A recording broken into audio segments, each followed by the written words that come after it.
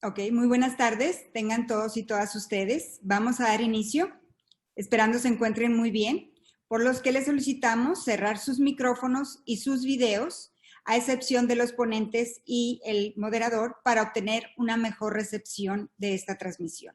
Asimismo, quiero mencionarles que para realizar las preguntas, utilicen el chat y al finalizar tendremos un espacio para responderles. Así como también les haremos llegar un link para que nos apoyen contestando una encuesta de satisfacción. En nombre de la Escuela de Medicina y Ciencias de la Salud, TecSalud, les damos a ustedes la bienvenida al cuarto foro de educación en residencias médicas y cursos de alta especialidad en el entorno de la pandemia COVID-19, que en esta ocasión se titula El rol de los médicos residentes ante la contingencia de la pandemia COVID-19, perspectiva entre pares. Hoy tendremos un esquema diferente de foro. Seguimos contando con maravillosos talentos, mas ahora son los residentes los que están en primer plano. Será un panel que el doctor Manuel Pérez Jiménez les estará solicitando participación a los residentes para que expongan sus experiencias. Asimismo, como quiera, es importante que ustedes hagan las preguntas por medio del chat. Me voy a permitir presentar a cada uno de los participantes.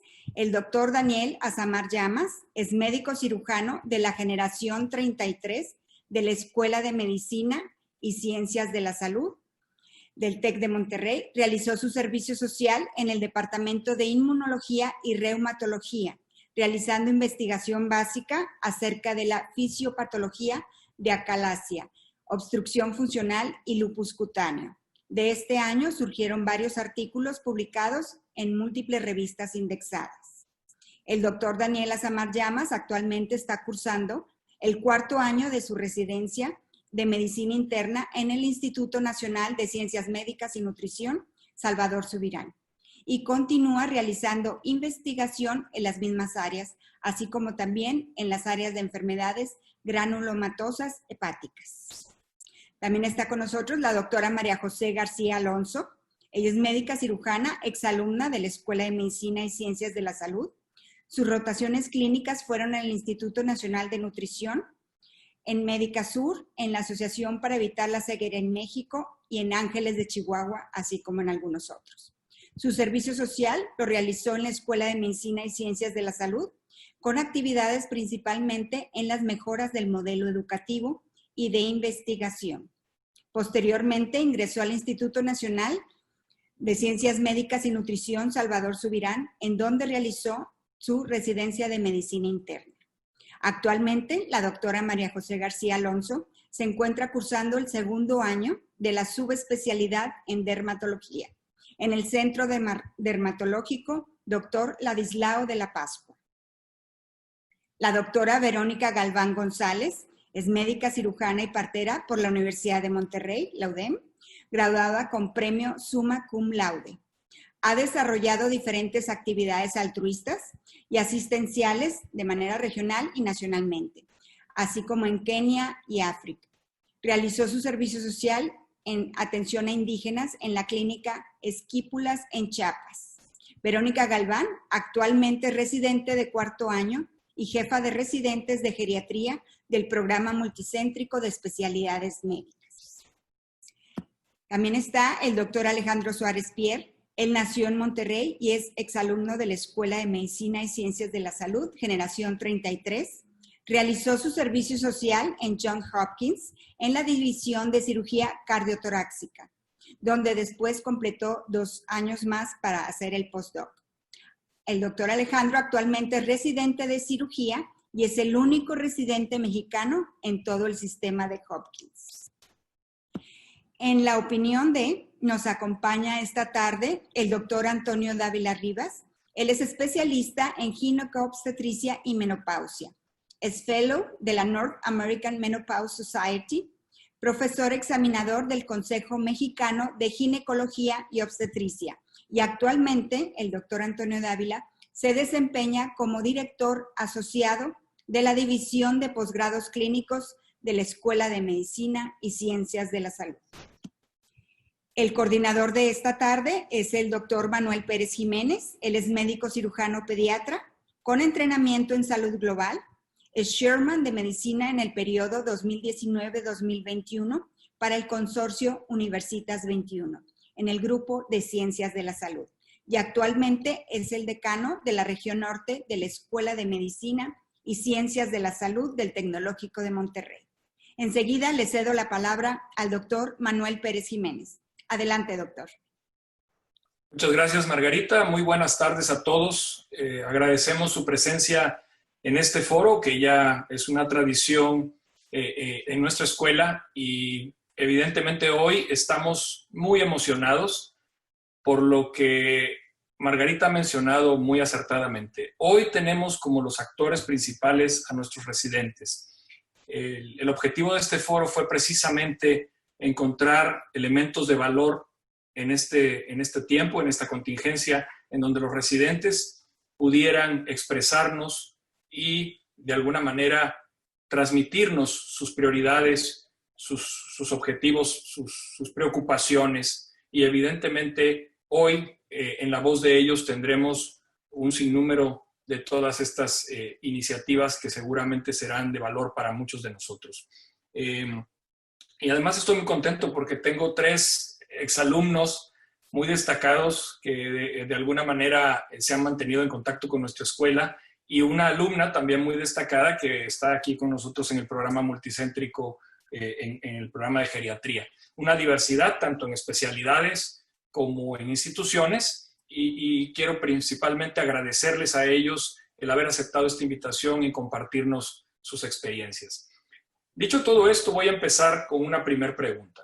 Y como ustedes saben, hoy día estamos bajo estos medios de entrenamiento a nivel virtual y recomendando todas las medidas que recibimos por diferentes vías de comunicación, tanto las oficiales como mucha otra información que nos llega en nuestras redes sociales, en los diferentes medios. Esta pandemia nos ha cambiado la vida a todos, pero particularmente nos ha cambiado la vida a los profesionales de la salud, en el día a día, en la atención de los pacientes, en esa vocación de servicio que tenemos para poder continuar ofreciendo valor a la sociedad. ¿Qué fue lo que pasó a partir de que identificamos que la pandemia llegaba a nuestro continente? Porque hoy día tenemos el privilegio de tener a residentes que están en Ciudad de México, que están en los Estados Unidos y que están aquí en Monterrey. ¿Qué fue lo que pasó? ¿Cómo cambió su proyección, su perspectiva, su cotidianidad, Daniel? Tú que estás ahí en el Instituto Nacional de Nutrición y que de alguna forma México, la Ciudad de México, junto con Culiacán, fueron el caso 1, aquellos casos 1 de este COVID-19 ya hace más de 3 meses, el 28 de febrero. ¿Qué pasó, Daniel? Platícanos un poco cómo lo viviste, cómo lo abordaste y te proyectaste a los siguientes días para poder seguir haciendo esa labor tan importante como médico internista en formación en un instituto de alto prestigio. Bueno, pues lo primero que se dio fue que fue una reconversión en todo el hospital. Pasamos de ver otra clase de pacientes a poco ver cada vez más pacientes con COVID, y hasta como estamos ahorita, que en todo el hospital solamente hay pacientes con COVID. Cambió toda la rutina de todos los residentes, no solamente de nosotros en medicina interna. Dejó de haber clases presenciales, pasaron a hacer clases en línea. Pasamos a tener actividades en la consulta externa de forma diaria, o en el hospital de forma diaria, a trabajar únicamente por guardias. Ha sido un cambio total a como estábamos acostumbrados.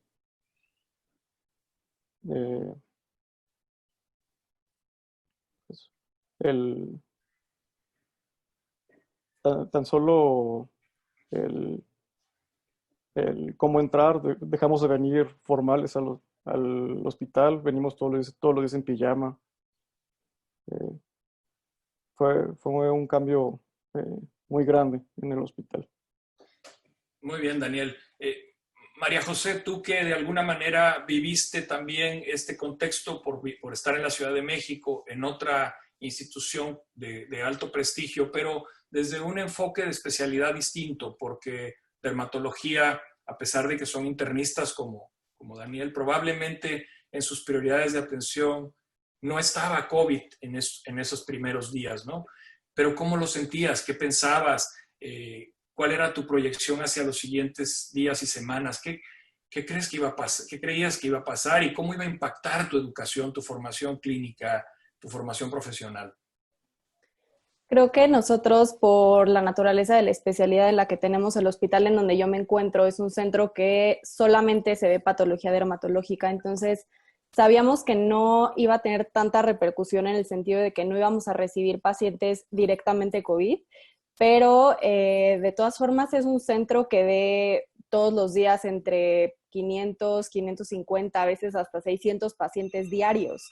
Entonces sigue siendo una afluencia muy importante de pacientes y eso sí era una preocupación para nosotros desde el inicio porque dijimos, ¿cómo le vamos a hacer para tener todas estas medidas de distanciamiento social para proteger a los pacientes y también a nosotros mismos, pues estando en contacto con más de 500 pacientes todos los días, que no sabemos si son pacientes asintomáticos, si son pacientes pues que tal vez sí llegan tosiendo, pero no sabemos si es COVID, si no es COVID. Entonces, creo que al inicio no estábamos preparados tanto porque no sabíamos la magnitud de lo que realmente de lo que se avecinaba. Creo que no sabíamos que iba a tener realmente un impacto tan fuerte, pero poco a poco, conforme nos dimos cuenta cómo se fue desenvolviendo toda la situación en la Ciudad de México y en el país, sí se empezaron a tomar otro tipo de medidas. Empezamos a ir también, o sea, tratando de buscar estrategias para no ir todos a exponernos todo el tiempo, para ver cómo disminuíamos el número de pacientes ambulatorios que veíamos. Entonces empezamos a cambiar el esquema, ir por guardias, las clases se tuvieron que pasar obviamente a formato virtual, no se podían hacer las sesiones generales, pues, tener a todos metidos en el auditorio. Entonces sí hubo varias cosas que se empezaron a modificar. Y nos empezó a preocupar un poco, pues creo que lo que a todos, que nos empezáramos a atrasar por por no poder tener todas las clases, los procedimientos que no son urgentes se cancelaron, tenemos canceladas cirugías, rotaciones. Entonces eso pues desde el inicio empezó a ser una preocupación también hacia cómo iba a repercutir eso en nuestra formación académica también. O sea, no solo en el número de pacientes que vemos, porque sí empezamos a ver menos pacientes, sino en toda la parte académica también de cómo vamos a cumplir los objetivos y cómo vamos a tener todas las habilidades si no tenemos tanto tiempo ni tanta disponibilidad. Excelente, excelente. Verónica, tú estás acá con nosotros en el programa multicéntrico del Tecnológico de Monterrey y la Secretaría de Salud de Nuevo León.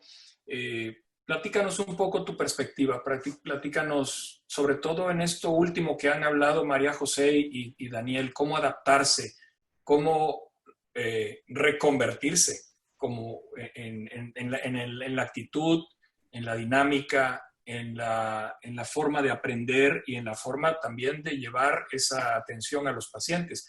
No solo es reconvertir la infraestructura física, es cambiar la actitud, adoptar una nueva cultura para poder seguir brindando ese servicio y sobre todo formándose como profesionales, aprendiendo en todo lo que conlleva una residencia médica. Platícanos un poco, Verónica, ¿cómo es tu proyección hacia esto? Sí, primero, muchas gracias por invitarnos a participar en este foro.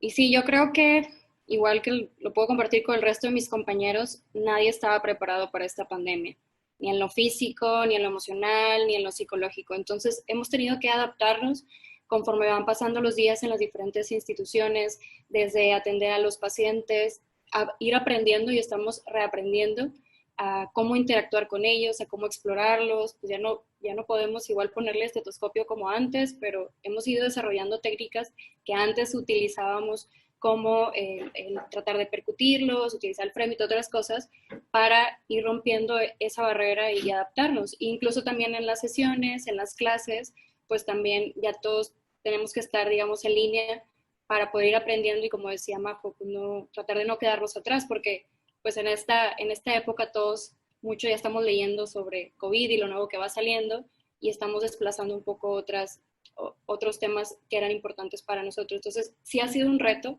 para mí y para el resto de mis compañeros. He sido testigo de eso, de cómo ir entrelazando, ir malabareando entre lo que debíamos de aprender, ir aprendiendo de COVID, ir tratando pacientes que a lo mejor ya no vemos muchas patologías como antes, pero cada paciente que vemos irle sacando provecho, y de COVID también, ir aprendiendo para ir rompiendo esa barrera.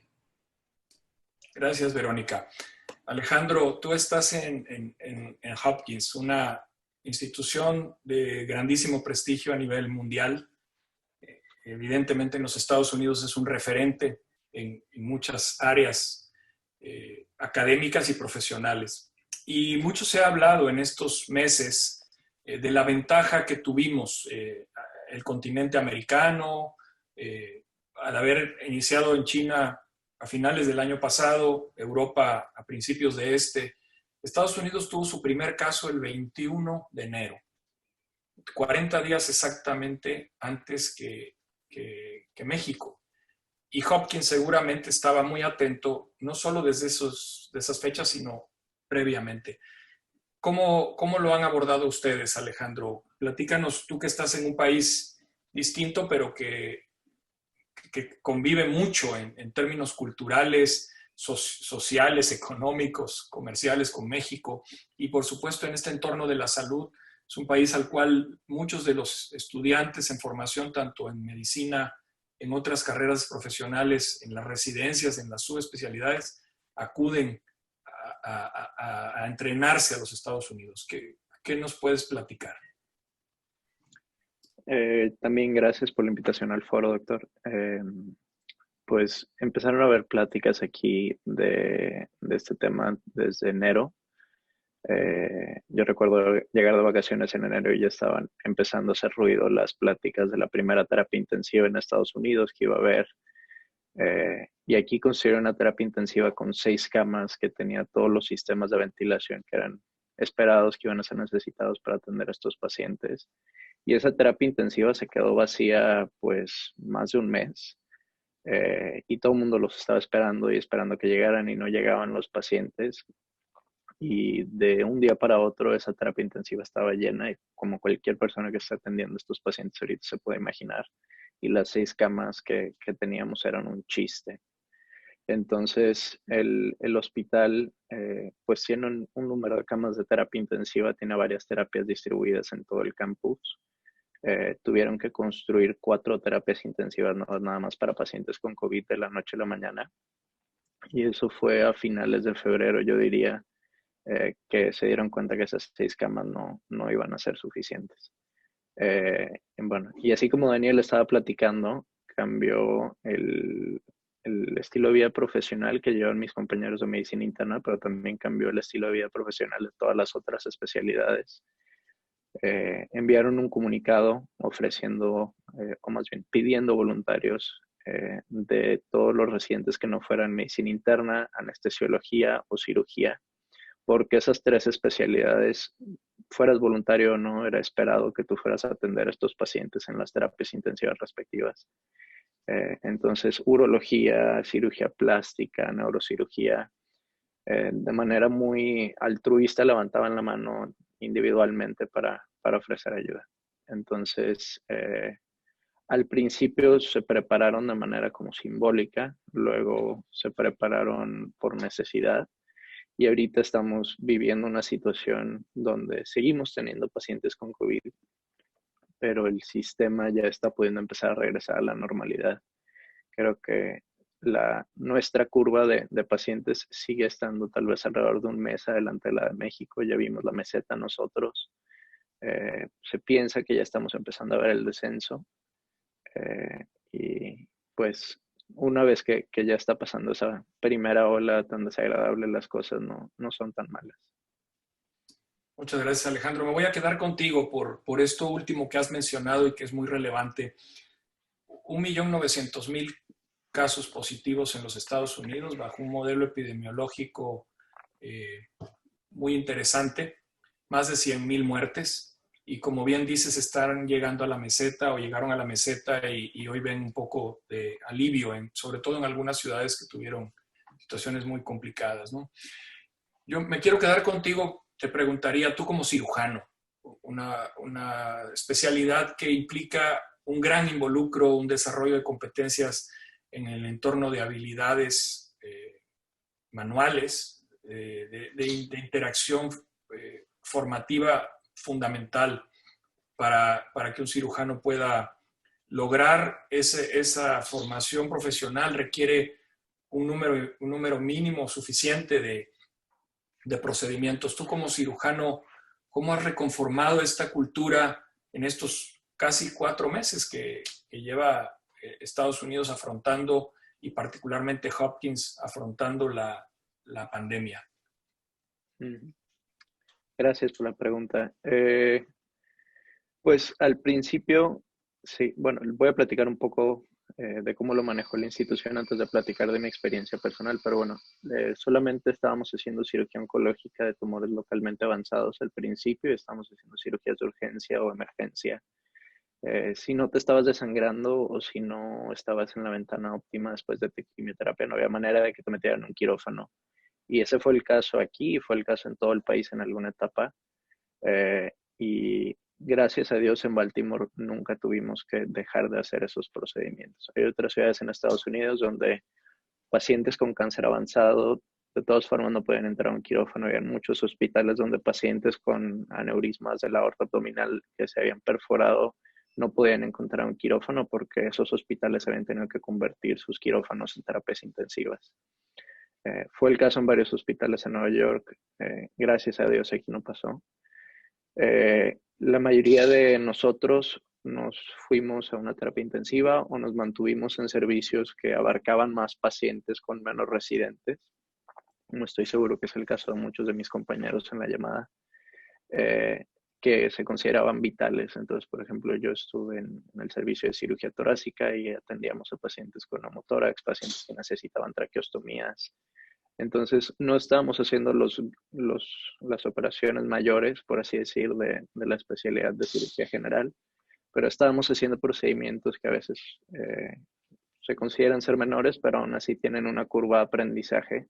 Entonces, esos procedimientos los pudimos seguir aprendiendo todos. Había gente recientes en el programa que tenían tal vez 2 o 3 años sin poner un catéter central, que volvieron a poner catéteres centrales. Entonces, las habilidades manuales todavía estaban, nada más que con un grado de complejidad menor. Y a la vez, el departamento de cirugía creó un equipo de procedimientos para poder poner líneas arteriales, líneas centrales, ondas intrapleurales, sacar cultivos de sangre si eran necesarios, folies complicadas. Entonces, así, la gente que estaba atendiendo pacientes COVID en terapias intensivas podía no tener, no sé, un residente de neurocirugía que se ofreciera ayuda, podía no saber cómo poner un catéter central, pero podía llamarle a un residente de cirugía general para que le fuera a ayudar. Entonces, en esos procedimientos menores tuvimos todavía bastante volumen. Yo rescataría 2 conceptos aquí: el voluntariado, fundamental en estas profesiones, y la colaboración, el trabajo de los equipos para poner al servicio del paciente al más experto o a la persona más adecuada, dada la complejidad que se requiere. Voy a regresar con ustedes en un tema muy importante, que es esto que acabas de mencionar, Alejandro, en el sentido de pacientes que requerían la atención médica, la atención en su salud, y que desafortunadamente no pudieron recibirla por la prioridad de esta pandemia. Voy a regresar con Verónica primero y quiero platicar un poco de este perfil especial del paciente de la tercera edad. Ustedes como geriatras han estado muy requeridos y evidentemente lo voy a hilar en el contexto de esta recomendación general a la comunidad del quédate en casa, ¿no? Ninguno de ustedes se ha quedado en casa, no puede quedarse en casa, ninguno de nuestros residentes se puede quedar en casa.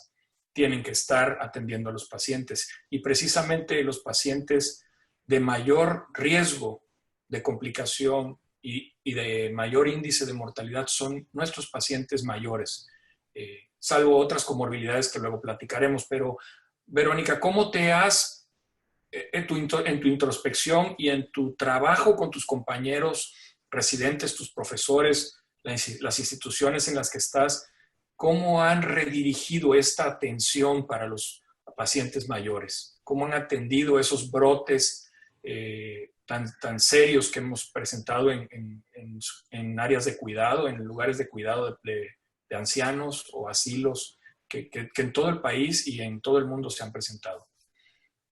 Así es, pues realmente nosotros atendemos a la población más vulnerable en esta pandemia. Representa más de la mitad de las muertes, por ejemplo, en Nuevo León o en México.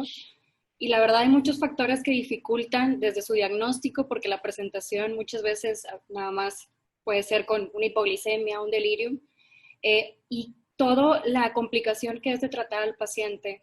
Si de por sí es difícil estar en un aislado, estar internado en un área COVID, para ellos todavía es más difícil porque desarrollan más delirium, muchos tienen hipoacusia, entonces todavía batallan más para escucharnos, se sienten solos. Entonces hay muchos factores que van impactando en ellos porque se desacondicionan, por ejemplo, físicamente más rápido, todos los factores emocionales, predisponen mucho a ansiedad, depresión.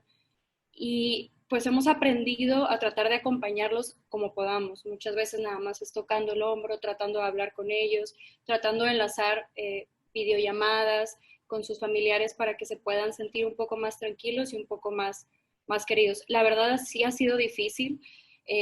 Nos ha tocado pues tener que dar noticias malas a los familiares por teléfono, decirles que su familiar desafortunadamente falleció y que no lo van a poder volver a abrazar, o que si lo van a volver a ver va a ser a través de un cristal. O incluso hace ahorita 2 horas me tocó tener que enlazar una videollamada en un paciente antes de intubarse para que se pudiera despedir de su familia. Entonces, híjole, emocionalmente sí es una situación muy fuerte porque nosotros estamos en la primera línea y somos testigos cara a cara de lo injusta que es esta enfermedad y sobre todo en nuestros pacientes. Y como mencionaban, pues de la población más vulnerable todavía son todos los que se encuentran en estancias prolongadas. Y esto es un debate a nivel internacional, nacional y regional. En nuestro estado hemos tenido aproximadamente de 5 a 6 brotes en asilos. A mis compañeros y también al equipo de medicina interna le ha tocado ir a auxiliar a los asilos, incluso en medianoche, para ir tratando de canalizarlos a diferentes instituciones. Tuvimos un brote también muy fuerte en uno de los asilos más grandes de aquí de Monterrey. Y pues estuvimos moviendo a los pacientes. Desafortunadamente muchos fallecieron, pero muchos también los pudimos dar de alta y pudimos ver como el lado bueno de la enfermedad, que salieron adelante a pesar de todo pronóstico. Y también lo que mencionaba, doctor, la verdad, tenemos un problema muy grande y algo que nos hemos levantado todas las sociedades de geriatría a nivel mundial es la discriminación al adulto mayor. Mucho de lo que se ha propuesto es que, y nosotros sabemos y estamos muy conscientes que la edad no solo es un número, y ya incluso se ha promulgado aquí regionalmente, y les digo, internacionalmente, que hay otros factores que podemos involucrar, como es la fragilidad, como es los pacientes con demencia, o es la funcionalidad más principal o tienen más relevancia que únicamente un número que es la edad. Entonces, pues sí, nos ha tocado ver cara a cara esto en los asilos, en los pacientes aquí en el hospital, y pues seguimos en esa lucha para seguir tratando de protegerlos, nos seguimos adaptando, tratando de hacer un modelo geriátrico para pacientes con COVID. Tenemos muchos maestros que están trabajando en área COVID en las diferentes instituciones del país, entonces pues estamos haciendo también nuestro granito de arena.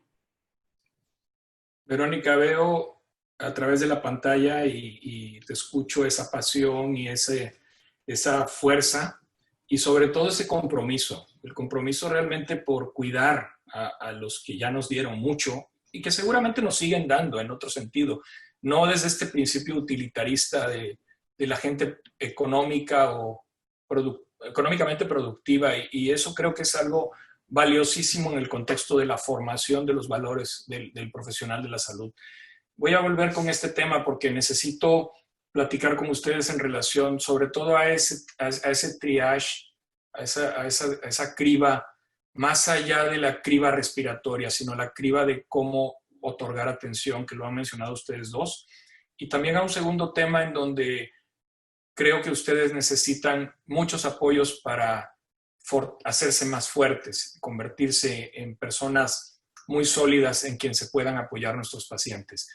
Primero voy a ir con Majo en el tema dermatológico, porque probablemente mucha gente piensa que esa es la cara opuesta, ¿no?, a lo que platicabas tú de los pacientes geriátricos. Sin embargo, sabemos que COVID tiene un contexto dermatológico amplísimo. De por sí, la piel puede mostrar lo que sea, ¿no? Derma es una medicina interna profunda, amplia y sumamente interesante. Majo, ¿tú cómo has redirigido este contexto de atención a tus pacientes dermatológicos? Porque hay desde procesos muy, muy simples hasta situaciones muy complejas y situaciones muy alineadas a COVID que mucha gente no las identifica, ¿no? ¿Nos platicas un poco de eso? Sí, creo que como bien mencionó el doctor, no es un área que se debe subestimar en en este contexto. No está bien definido todavía porque pues apenas están surgiendo los reportes de los casos, las series de casos y demás, pero sí se sabe que alrededor del 20% o incluso más de los pacientes con COVID pueden tener manifestaciones dermatológicas y son manifestaciones dermatológicas muy, muy, muy variables. O sea, existen muchísimas manifestaciones que aparte no son específicas. De hecho, las más frecuentes son muy inespecíficas, como exantemas morbiliformes, urticaria, manifestaciones vasculares, que realmente no son específicas de COVID, pero son muy variables. Entonces, es importante porque dermatología es un área que las otras áreas de la medicina o las otras subespecialidades, incluso medicina interna, que son los que tienen el contacto directo con estos pacientes, no los saben tan a fondo. Entonces creo que sí es importante que cuando se vean ese tipo de pacientes, pues hacer la interconsulta pertinente y poder pues también tomar esto en cuenta, eso por un lado. Por otro lado, tampoco habría que subestimar que los mismos médicos, por estar lavándose tanto las manos, por estar con el equipo de protección tanto tiempo, yo he tenido muchos compañeros y muchos amigos que me han estado contactando justo porque están empezando a tener un buen de complicaciones dermatológicas por el uso del equipo, por el uso de pues de los jabones, de los detergentes, varias cosas. Entonces, creo que sí tiene un papel por ahí. Los pacientes que nos están llegando a la consulta, pues digo, hay muchos pacientes que que van por distintos motivos, pero realmente no podemos perder de vista que en este momento cualquier cosa puede ser COVID. También se ha visto que las manifestaciones dermatológicas en COVID pueden presentarse incluso antes de los síntomas respiratorios o de las manifestaciones respiratorias, entonces tampoco es algo que se puede descartar. Entonces solamente para tener en mente, o sea, es algo que nosotros tenemos que tener en mente con cada paciente que vemos, que pues en este contexto lo tenemos que tener pues sospechado por lo menos, ¿no? Lo que no se sospecha pues no se puede diagnosticar. Por otro lado, ¿cómo se ha redirigido la atención a los pacientes aquí? Pues hemos tratado de hacer una especie de triage también nosotros para poder priorizar la atención a los pacientes que realmente tienen patologías un poco más urgentes o que sí son sensibles a tiempo, y tratar de diferir un poco más a los pacientes que tienen otras patologías no tan urgentes, justo en nuestro afán de tratar de disminuir el flujo de pacientes al centro y pues protegerlos a ellos y protegernos a nosotros. Entonces sí hemos estado tratando de hacer una especie de triage por ese lado. Otra cosa que nos ha afectado un poco, y retomando un poco lo que comentaba Alejandro, son los procedimientos. Nosotros en dermatología hacemos una gran cantidad de procedimientos y pues sí tenemos ciertos objetivos y ciertas actividades que pues involucran habilidades manuales y no las hemos estado pudiendo hacer. Todas las cirugías se cancelaron o se están postergando pues de manera indefinida. Se está haciendo un número muy limitado de biopsias y muy limitado de procedimientos solo a lo más urgente, pero finalmente eso sí aplana nuestra curva de aprendizaje. Si bien no todos son procedimientos tan complejos o tan grandes, aún así pues es una desventaja para nosotros porque no lo estamos aprendiendo. Yo como residente de segundo año tal vez ya tuve más experiencia de todo el año pasado, pero a mí, por ejemplo, me preocupan mucho los residentes de de primer año, que ya va prácticamente la mitad del año de residencia y no pueden hacer ningún procedimiento, no han hecho ninguna biopsia, no han hecho ninguna cirugía. Entonces, eso sí es algo que pues también nos preocupa y estamos intentando pues idear algunas estrategias para recuperar eso, para no quedarnos tan atrás también en ese sentido. Y pues finalmente por los pacientes también, porque no hay que, o sea, los pacientes siguen llegando y siguen teniendo otros motivos de consulta de cosas ajenas a COVID, siguen teniendo la necesidad de ciertos procedimientos, de ciertas cirugías, de biopsias para no retrasar sus diagnósticos y sus tratamientos. Y pues eso no lo podemos dejar a un lado. Entonces, no porque no sea COVID quiere decir que no es importante y tenemos que ver cómo seguir dándole atención a esos pacientes, ¿no? Entonces, pues sí, tenemos que empezar, o sea, estamos ya ideando por lo menos en el centro de estrategias para tratar de reincorporar esos procedimientos poco a poco. Muy bien, muy bien. Voy a hilar estos dos temas porque creo que son fundamentales y lo han mencionado varios de ustedes. La atención de los pacientes, independientemente de cuál sea la causa de su problema. Y número dos, esto en relación a la exposición que requiere cada especialidad para poder formarse en amplitud y en profundidad. Para lograr esa competencia de la que tanto hablamos de competencias, pero probablemente seguimos midiendo bitácoras, portafolios, evaluaciones que no son por competencias. Y hoy día esta pandemia nos pone en un reto grande. Daniel, Alejandro hablaba de una situación que empezó a finales de enero y que tuvo un pico, una meseta, y hoy día parece que empezamos a ver un poquito la luz. México no está así, por lo menos en los números oficiales. Y ustedes en Ciudad de México y en el Instituto Nacional de Nutrición, que es punta de lanza en muchos aspectos, menos, ¿verdad? Ayer tuvimos más de 1,000 muertos en la cifra oficial en todo el país, y de esos 1,400 son de la Ciudad de México. Y tuvimos un número por encima de lo promedio de casos positivos. ¿Cómo están haciendo ese modelo de atención, Daniel, para poder no solamente brindar la atención a los pacientes que los requieren, ustedes como centro de referencia donde llegan casos complejos de un sinnúmero de las áreas de especialidades de medicina interna y también quirúrgicas? ¿Cómo están haciendo ese modelo para que de alguna manera tanto médicos, enfermeras, todos los profesionales de la salud y sobre todo ustedes puedan continuar brindando la atención y generando su formación profesional? Eso ha sido, la verdad, es un gran problema que tenemos nosotros. El hospital poco a poco se fue llenando de pacientes con COVID y esos pacientes fueron desplazando a los pacientes que veíamos antes. A los pacientes con lupus, con cirrosis, diabetes de difícil control, otras patologías complejas que usualmente veíamos aquí en el hospital, se han visto desplazadas por los pacientes con COVID.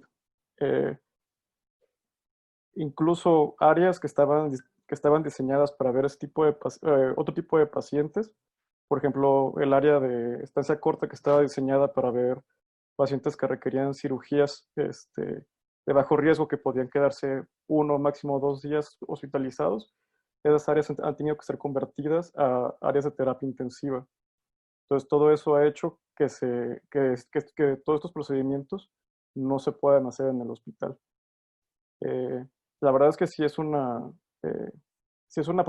preocupación muy grande que tenemos, no solo nosotros como residentes, sino también nuestros superiores, nuestros maestros. No solamente porque nosotros estamos dejando de aprender de esos pacientes, sino también porque esos pacientes que son complejos y que muchas veces no se podían o no se pueden atender en otros lugares, pues tampoco están recibiendo la atención. Gracias, Daniel. Les voy a hacer 3 preguntas, tratando de juntar las muchas que nos han llegado a través del chat y a través del equipo que nos apoya. La primera, y bueno, lo voy a abrir a que alguno de ustedes me la conteste. La primera les diría, primero, un grandísimo reconocimiento a su labor. Ustedes representan a los residentes en este pequeño momento de estas instituciones, pero sobre todo a los residentes que están al frente de esta situación y que siempre están al frente en cualquier situación de salud. La primera que les diría es cómo se vuelven fuertes, cómo obtienen esas competencias. Algunos currículos o algunos textos le llaman suaves o humanas, o que complementan la formación y que no solamente complementan, justifican la formación de los profesionales de la salud. ¿Cómo han oído hablar de resiliencia los últimos años en forma reiterada? Han oído hablar de profesionalismo, de calidad de la atención, de muchos conceptos que quizá cuando los que nos entrenamos hace ya varios años no eran tan vigentes, pero ustedes los escuchan y los toman clases, están en sus currículums, en el día a día. ¿Cómo se vuelven fuertes? ¿Cómo logran esa famosa resiliencia de la que tanto hablamos cuando tienen enfrente un paciente y otro y otro y otro y sigue una jornada larga y tienen que hacer todo lo que hemos tenido que reconstruir para esta pandemia? Y Verónica hace un momento me lo platicaba muy sensiblemente. Sé que hace unas cuantas horas estaba en una situación así. ¿Cómo se vuelven fuertes? ¿Quién me lo quiere responder? A lo mejor Verónica, Alejandro. Pues la verdad, yo creo que no hay un secreto, y si saben, compartírnoslo, pero la verdad mucho nos fortalece, uno, la institución en donde estamos, tanto el tecnológico como Secretaría de Salud nos ha apoyado mucho y nos hace sentir seguros, y yo diría en gran parte nuestros maestros que nos han inculcado este tipo de formación. Obviamente todos los que nos rodean, nuestra familia, nuestros amigos, nos hacen ser un poco más, digamos, fuertes para tratar de aguantar y sobrellevar todo este proceso. Daniel, querías complementar un poco este concepto, ¿no? Sí, pues yo creo que también es muy importante el equipo con el que estamos trabajando, el soporte que nos dan nuestros mismos compañeros, nuestra guardia, saber que tenemos el apoyo, o sea, que todos nos estamos apoyando mutuamente, y que si llega a haber algún problema, si necesitamos el apoyo de alguien más, que esa otra persona o ese otro o el resto del equipo va a estar dispuestos a ayudarnos. Eso también nos ayuda mucho. Colaboración, otra vez, ¿verdad? Colaboración, trabajo, lo que siempre ha caracterizado a los equipos de salud. Voy a irme a una segunda pregunta y si quieren pueden brevemente Alejandro o María José, que no contestaron esto, complementar también. Varios de ustedes hablaron de esa criba, de ese triage, de esa necesidad de atender a los pacientes. Sabemos que hay estructuras en los hospitales, sobre todo en los centros clínicos, pero en el día a día, en el momento de ustedes acudir, ¿cómo toman esas decisiones? ¿Qué elementos incorporan en su proceso de la toma de decisiones? Al final, yo siempre he mencionado que juicio crítico, pensamiento clínico, es una de las competencias más valiosas que entrenamos en nuestros alumnos y a nivel de profesional y posgrado. La toma de decisiones creo que es algo que durante la residencia se madura o se logra llevar a un plano suficiente. Alejandro, nos platicabas tú un poco, tú rescatabas este tema. ¿Cómo lo están haciendo hoy que ya ustedes parece que están saliendo de ese túnel, ¿verdad? Del túnel de seguir para arriba y de empezar a ver una pequeña caída en el número de casos? Claro. A ver si lo tengo. No. Pues el hospital y bueno, todo el estado de Maryland puso varios criterios para poder reabrir lo que llaman cirugías programadas o cirugías selectivas. Y menciono cirugías no porque yo sea residente de cirugía, sino porque es la manera en la que el hospital está midiéndose a sí mismo conforme va abriendo. Los criterios fueron, número uno, la incidencia de casos en el estado. querían ver que la incidencia se mantuviera estable, entonces que el día de hoy existieran la misma cantidad de casos nuevos que el día de ayer y que esa curva se mantuviera por al menos 14 días. Ese era un criterio. Otro criterio era el número de camas de terapia intensiva que estaban siendo utilizadas para pacientes con COVID, que estaban ventilados. Y también querían ver que el número estuviera estable al menos durante 2 semanas, antes de permitir que los hospitales empezaran a abrir estos aspectos de sus labores que traen ganancias a los hospitales, como hacer una cirugía. Entonces, pues se fue dando que esas 2 curvas se volvieron estables y se pudo regresar a abrir primero como un 10% de las cirugías selectivas y había un triage que no hacemos nosotros los residentes, que lo hacen los externos desde sus consultas. Y conforme ha mejorado la curva en este estado, han ido abriendo un poco más y más la cantidad de quirófanos que podemos utilizar para hacer procedimientos. Yo creo que la manera en la que lo hicieron, y para mí es bastante sensato, es que primero abrieron cirugías programadas para cirugía de corazón y neurocirugía, que de cierta forma se pueden considerar más impactantes para los pacientes que estaban esperando en sus casas, y luego fueron flexibilizando la cirugía oncológica. Y luego, para aludir un poco a la primera pregunta, la pregunta anterior sobre resiliencia y fortaleza, yo creo que ser residente en el 2020 con COVID o ser residente en cualquier momento demanda mucho y hay frustración y hay problemas y hay pérdidas.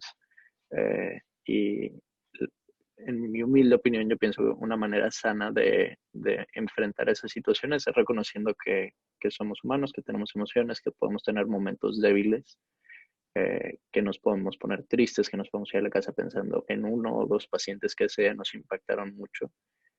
Cosas que a mí me dieron estabilidad mental era, número 1, saber que yo no iba a traer el virus a mi casa y que iba a tener una red o un sistema para proteger a mi familia en mi hogar. Que yo creo que eso es algo de lo que se habla muy poco, se habla mucho de los pacientes y de sus familias, se habla mucho de cómo protegemos a los residentes con EPP, pero no se habla mucho del efecto que tiene en los familiares de los residentes. Bueno, ese era un tema muy importante para mí. Otro tema muy importante para mí y para todos mis compañeros fue tener EPP, porque cuando empezó la primera ola aquí, pues tú pedías una máscara y estoy seguro que en México eso también pasó y te decían no hay. Entonces pintar una raya y decir no me voy a ir a infectar nada más porque no me pueden dar una máscara y solamente voy a exponerme si la persona está a punto de fallecer. Entonces, si alguien tiene una consulta que consideran muy importante, tu consulta es tan importante como tu urgencia por ayudarme a conseguir EPP. Ese fue otro punto que yo creo que dio mucha paz mental a todos los residentes con los que yo trabajo acá en Baltimore. Y bueno, asegurarte de tener momentos para ti solo en una escalera cuando tienes una frustración, así como Daniel decía, tener a alguno de tus compañeros, alguien en tu guardia que pueda hablar contigo o que tú le puedas decir me siento así, te ayuda a descomprimir y a sacar mucho de ese estrés que estoy seguro que todos los residentes en todas las especialidades sienten en algún momento. Muchas gracias, Alejandro. Voy a cerrar con una pregunta porque el doctor Dávila va a participar con un mensaje muy importante para ustedes y agradecerles nuevamente su participación. Una pregunta que quiero una respuesta breve de cada quien. ¿Qué mensaje le enviarían a sus compañeros y a sus instituciones, más que instituciones, a sus mentores, a sus profesores, a la gente que los está acompañando en este momento? ¿Qué mensaje enviarían a sus compañeros y a sus profesores? Empiezo con las mujeres. María José, ¿qué nos dirías? Pues yo lo que podría decirle a mis compañeros residentes, pues primero reconocer todo el esfuerzo que todos están haciendo, porque todos estamos participando de una u otra forma desde nuestra trinchera y todos estamos tratando de aportar con lo que está en nuestras manos. Entonces, pues solo reconocer ese esfuerzo, agradecerles a todos los que lo están haciendo y los que están aportando pues su granito de arena desde donde se puede. creo que es importante todo lo que mencionan de las redes de apoyo que tenemos tanto de nuestras instituciones como entre nosotros mismos, que creo que eso es lo más importante. Sentir apoyo entre nuestros compañeros, sentir apoyo entre nuestros profesores, con nuestras familias. Creo que eso es lo principal para seguirnos motivando. Y pues tratar de, como retomando un poquito lo que dice Alejandro, que creo que es muy importante, dejarnos sentir esa frustración. O sea, creo que es imposible no sentirse frustrado, imposible no sentir miedo, no sentirse preocupado en estas circunstancias, pero pues sí hay que darnos chance de sentir eso, porque si no, pues podemos entrar en un hoyo negro de emociones negativas y que no nos van a llevar a nada. Entonces, dejarnos sentir las cosas y pues seguir esforzándonos para seguir trabajando, porque esto sí todavía va para muy largo. Gracias, gracias, Vero. Pues primero, gracias. O sea, yo creo que no hay palabras para expresar y he sido testigo de cómo los residentes, y no nada más los residentes, sino todo el equipo de trabajo, los médicos, enfermeras, trabajo social, todo, nos estamos poniendo muy bien la careta para tratar de dar lo mejor por los pacientes. Entonces, mucho de lo que dice Majo es muy importante. Somos humanos al final, antes de ser doctores, entonces permitirnos sentir, dejarnos ayudar cuando necesitamos ayudarnos y pues seguirle echando las ganas y ir sacando fuerzas, como decíamos ahorita, a veces no sabemos de dónde salen, pero pues siempre tratando de pensar por nuestro bien y el bien del paciente, que yo creo que es o ha sido el objetivo de todos nosotros al estudiar estas carreras. Gracias, Vero. Daniel, ¿cuál sería tu reflexión, tu mensaje? Pues esto ha cambiado mucho la forma en la que trabajamos, en el tipo de pacientes que vemos, las situaciones en las cuales estamos viviendo el día a día. Yo creo que hay que tratar de sacarle el mayor provecho, aprender lo más que podamos y y cuando necesitemos apoyo, buscarlo, no quedárnoslo para nosotros, sino siempre buscar ayuda. Siempre va a haber alguien que nos quiera ayudar. Gracias, Daniel. Alejandro, cierra, por favor, con tu último comentario y le damos paso al doctor Dávila. Pues yo quiero felicitar a todos los residentes que están atendiendo y bueno, que estamos intentando representar de la mejor manera posible el día de hoy por el trabajo que hacen. Nos tocó ser médicos en formación en una época especial y creo que siempre vamos a tener eso y siempre vamos a haber vivido algo un poco diferente. Es difícil, va a seguir siendo difícil tener la cabeza en alto y esto se va a acabar. Gracias, Alejandro. Gracias a los cuatro. Doctor Dávila, por favor, compártanos su mensaje. Yo sé que el doctor Antonio Dávila, como director de la División de Posgrados Clínicos, ha estado, pues, con su equipo, es el que está exactamente atrás, al lado y alrededor de todos estos muchachos aquí con nosotros. Sé que nos dará un mensaje muy relevante para todos los que nos escuchan. Sí, muchas gracias, Manuel. Buenas tardes. Nuevamente, gracias por la oportunidad. Como lo hemos platicado en estos días, es un privilegio poder participar en estos foros y yo en lo personal en este foro, ¿no? Porque el escuchar a María José, a Verónica, a Daniel, a Alejandro, es un verdadero privilegio, ¿no? Porque no solamente por lo que ustedes nos están diciendo, lo que están sintiendo, lo que nos hacen vibrar con todo este mensaje, sino porque representan a todos los residentes, ¿no? A todos los residentes de los diferentes puntos, de los diferentes entornos, de los diferentes niveles, ¿no? Y eso enriquece muchísimo todo esto. Y al final, Alejandro lo mencionó, a ustedes le está dando la oportunidad de darles un toque diferente, que a nosotros de residentes no nos tocó vivir esta época. Y los va a marcar, pero estoy seguro que los va a marcar para bien. Nos han hecho vibrar con todo lo que han comentado, sus perspectivas, sus sentimientos, está lleno de mucho valor, que ahorita quiero nada más apunté por ahí lo que más me llamó la atención como una especie de resumen, ¿no? De lo que cada uno de ustedes dijo y que finalmente yo creo que en este foro queríamos escucharlo porque representan la voz de todos sus compañeros. Y muy resumido, pero Daniel pues lo remarca, cambió todo de un día para otro. Están preocupados por no atender a los pacientes que su programa académico o programa operativo dictaba hacer.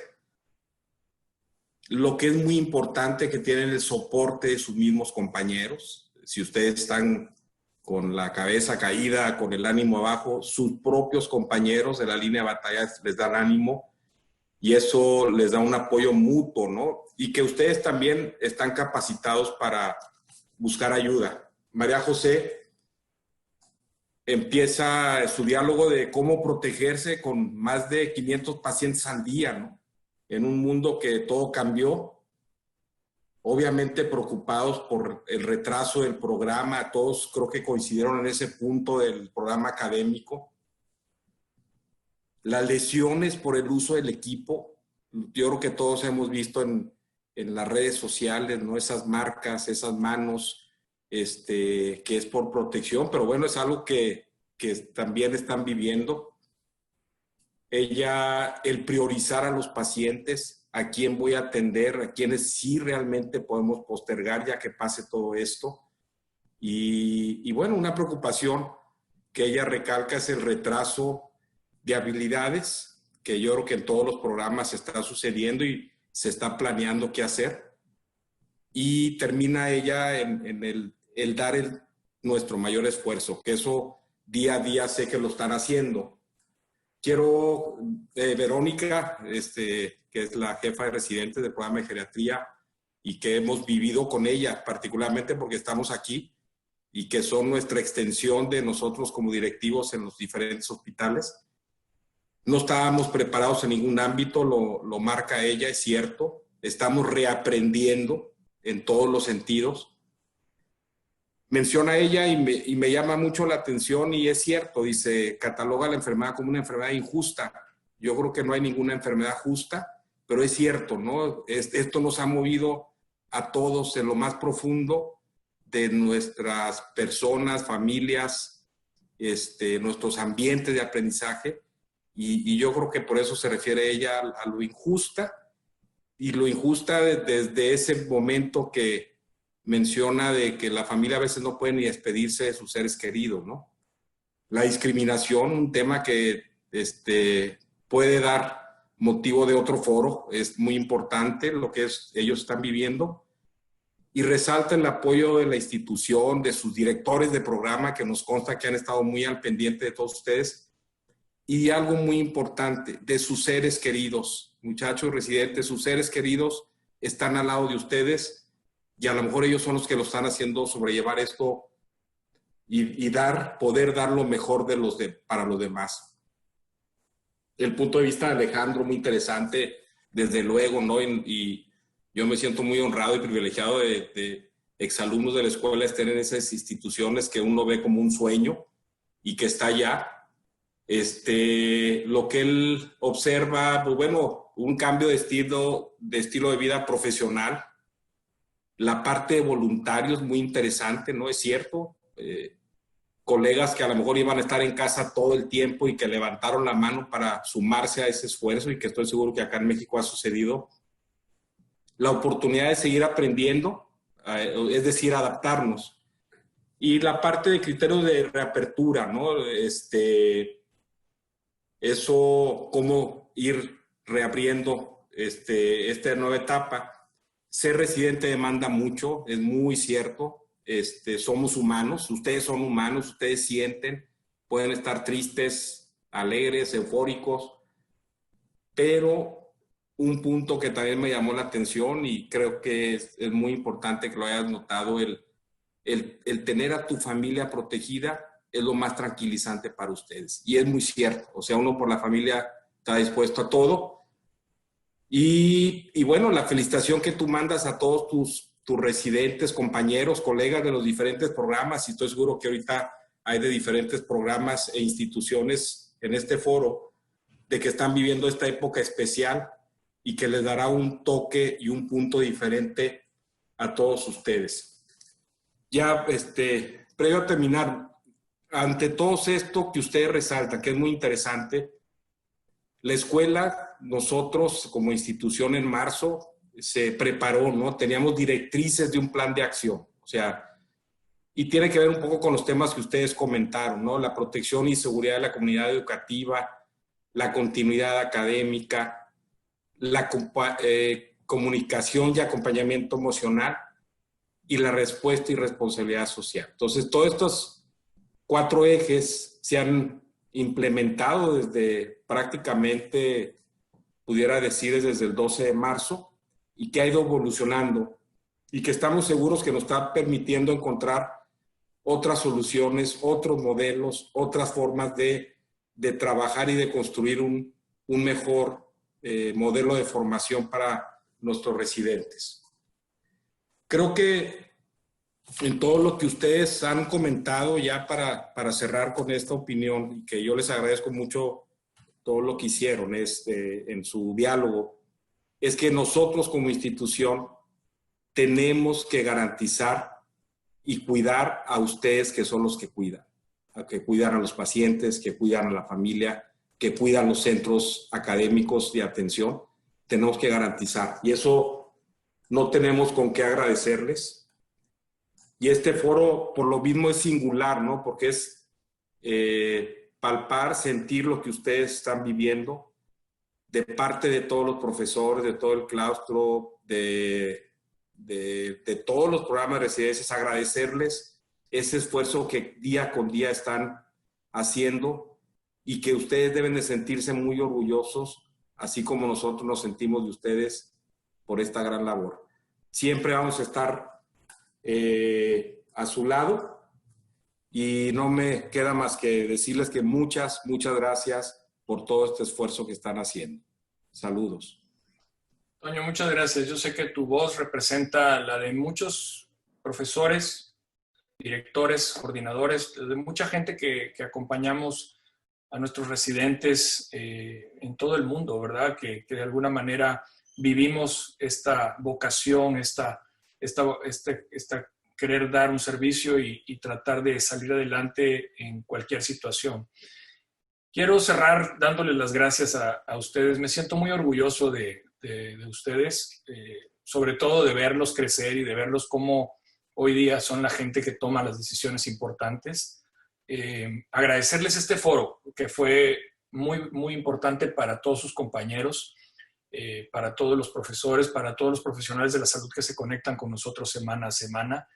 Y decirles, precisamente en el entorno de lo que ustedes nos han comentado, seguramente todos nosotros hemos leído y escuchado mensajes en diferentes medios tratando de reconocer y alabar la labor de los profesionales de la salud. Yo rescataría muy rápido un pequeño fragmento del mensaje que seguramente muchos de ustedes vieron de Obama ante una generación de graduados, y les diría, sí, ustedes son los que tienen esas capacidades de reconvertirse, de redefinirse, de replantearse para poder sacar adelante a la comunidad global ante esta crisis y cualquier otra que venga. Entonces, muchas gracias. Gracias por aceptar estar aquí. Gracias a todos los que nos escuchan y que se han conectado a este foro. Sé que muchas preguntas quedaron ahí para la reflexión. Pero bueno, aquí nos vemos la próxima semana. Tenemos un par de invitados fenomenales también y seguramente será muy interesante poderlos escuchar y conectarnos nuevamente. Gracias a todos. Muchas gracias, doctor Manuel Pérez. En nombre de la Escuela de Medicina y Ciencias de la Salud, TecSalud, agradecemos a todos por su participación, sobre todo a Majo, a Vero, Alejandro y Daniel, mis respetos y admiración, así como también agradecemos la participación del doctor Antonio Dávila Rivas y la coordinación del doctor Manuel Pérez Jiménez.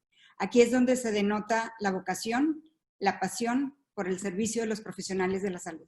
Muchas felicidades por esa gran labor y sigan adelante con todo esto. Nos vemos en el siguiente foro. Recuerden que es el jueves a la 1 de la tarde. Estén atentos hasta en nuestras redes sociales. Que pasen ustedes muy buenas tardes.